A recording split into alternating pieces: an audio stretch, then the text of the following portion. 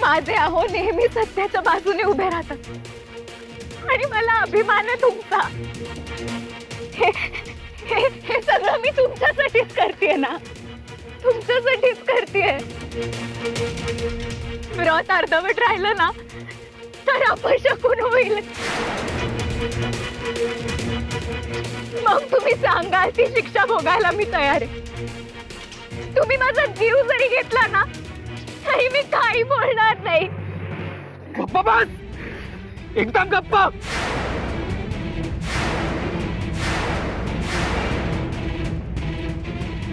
तुझी हुशारी नकोय मला। म्हणे तुमच्यासाठी व्रत करणार, तू माझ्यासाठी व्रत करणार, तू माझ्या सुखाचा, आयुष्याचा, आरोग्याचा विचार करणार। तू अगं तू भूलतापा देऊन, भोळेपणाचा मुखवटा चढवून, भावनेत गुंतवून चेटूक करणारी कायदाशीर माझ्या आयुष्याची धुळदाण, बरबादी, दुर्दशा कोणी केली? तूच केली आहेस। माझ्या विश्वासाला सुरुंग कोणी लावला? तूच लावलाय। नाही हो, तुमची सखू अशी नाहीये। तुमच्या डोळ्यांवर गैरसमजाचा पडदा आलाय। ज्या सखूला तुम्ही मान दिला, जिचा मान जपला, ती तुमची सखू अजून तशीच आहे। तुझ्या नाटकाला मी फसणार नाहीये। दूर हो। तुझी ही पूजा मी संपन्नच होऊ देणार नाहीये।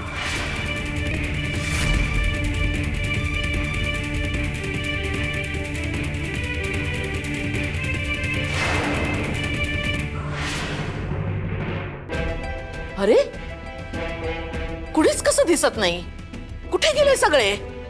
दिगू, माणिक, विनू, तुळसा कुठे आहेत सगळे? भाऊजी अहो कुठे आहेत सगळे जण? मला काही कल्पना नाही हो। अहो मी पेढीवर होतो आणि कामाचं म्हणाल ना तर मी कामात गडलेलाच असतो। हे काय, तुम्ही मला बोलावलत ना म्हणून मी उठून आलो। बाकी मी भला आणि माझं काम भलं, माझी कुठे इकडे तिकडे नजरच जात नाही हो। ओ थांबा, परत जरातून शंभूचा आणि विनूचा आवाज येतोय, त्यांना विचारूया का?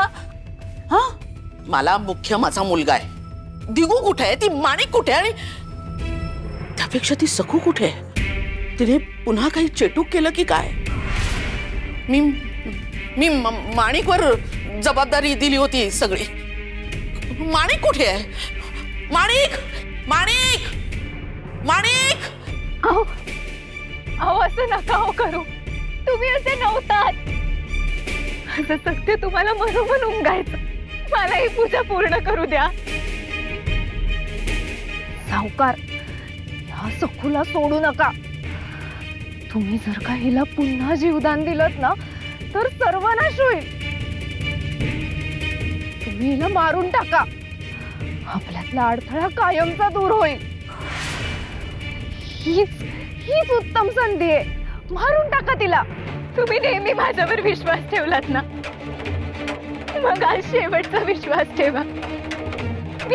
मी तुम्हाला सगळं काही सांगेन, फक्त मला ही पूजा करू द्या। व्रत अर्धवट राहिलं तर कुंकवाला धोका असतो असं सासूबाई म्हणाले आहेत।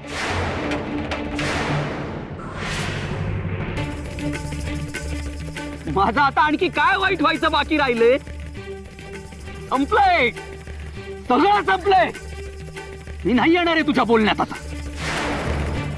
हो, शेवटचा फेरा राहिलाय हो,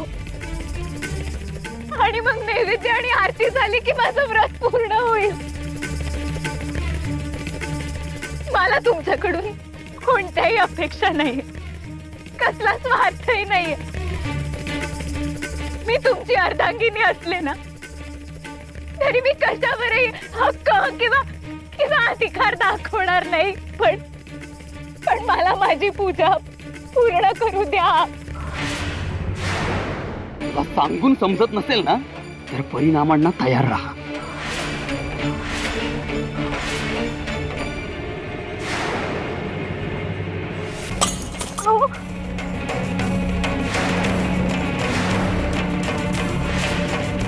तुझ्या पूजेची भीक नकोय मला।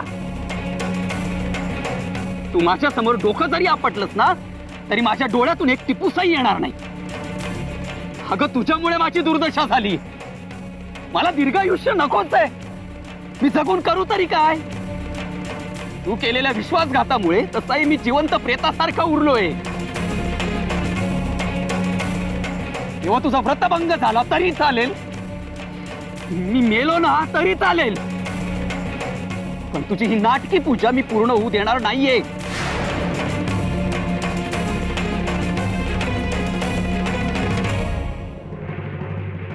अहो तुम्ही काय करताय? अहो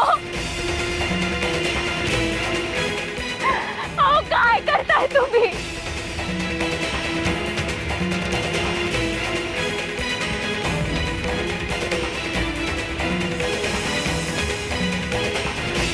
मला दीर्घायुष्य नकोच आहे. काही गरज नाहीये माझ्यासाठी दीर्घायुष्य मागायची. मेलो तर मारू दे.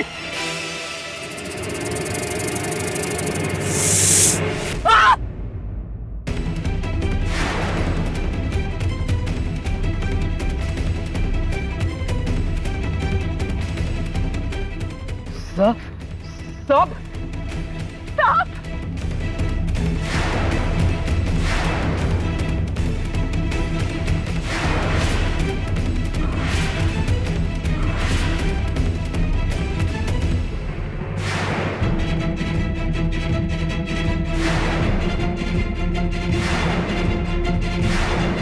अहो अहो अहो अहो अहो अहो डोळे उघडा. सावध राहा तुम्ही. तुम्हाला काही होणार नाही. मी आहे ना. अहो अहो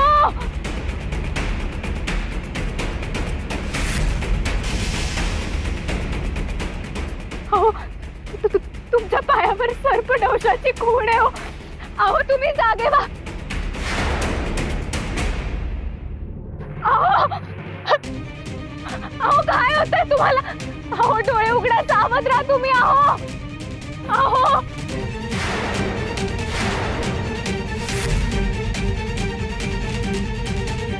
विश्वर चढायला नको म्हणून काहीतरी केलंच पाहिजे.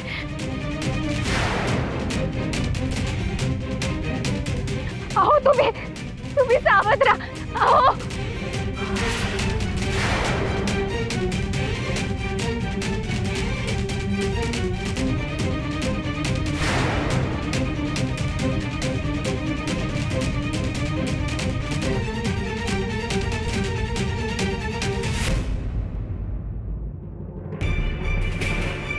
जाऊ दे.